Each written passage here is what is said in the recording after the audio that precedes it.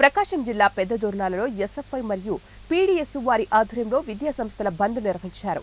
ఈ మేరకు పీడీఎస్ జిల్లా అధ్యక్షులు రాజు మాట్లాడుతూ దేశ చరిత్రలో ఎన్నడూ లేని విధంగా పరీక్ష పేపర్లు లీక్ అయ్యాయి. దేశానికి డాక్టర్లను అందించే నీట్ పరీక్ష పేపర్లు అమ్మకం జరగడం దుర్మార్గకరమైన విషయం.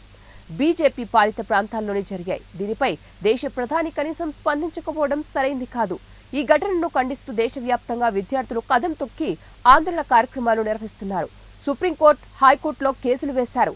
అయినా ప్రభుత్వం నుండి సరైన స్పందన రాకపోవడంతో జూలై 4వ తారీఖున దేశవ్యాప్తంగా విద్యా సంస్థల బంద్ నిర్వహిస్తున్నట్లు తెలిపారు. ఎగ్జామ్ అనేది ఉపయోగపడుతుంది. అలాంటి నీట్ ఎగ్జామ్ లో ఈ మధ్య కొన్ని అవకతవకలు జరిగినాయి. ఆ అవకతవకలు ఏం జరిగినాయి అంటే దాంట్లో ఉన్న కొన్ని సీట్లు ప్రధానంగా ఏదైతే రాజకీయ నాయకులు ఎవరైతే ఉంటారో వాళ్ళు దాన్ని ఒక్కొక్క సీట్ వచ్చేసి 30-40 లక్షలుగా అమ్ముకొని విద్యార్థులకు నిజమైన కష్టపడి చదివిన విద్యార్థులకి ఏమి లేకుండా వాళ్ళని పూర్తిగా ఇచ్చేసే ప్రయత్నం అక్కడున్న గవర్నమెంట్ చేస్తూ ఉంది. ఏదైతే ఒక కాంట్రాక్ట్ ఒక సంస్థకి ఇచ్చే ఆ సీట్లు వాళ్ళేమో విచ్చలవిడిగా అమ్ముకోవటం వల్ల విద్యార్థులకు పూర్తి నష్టం జరుగుతూ ఉంది.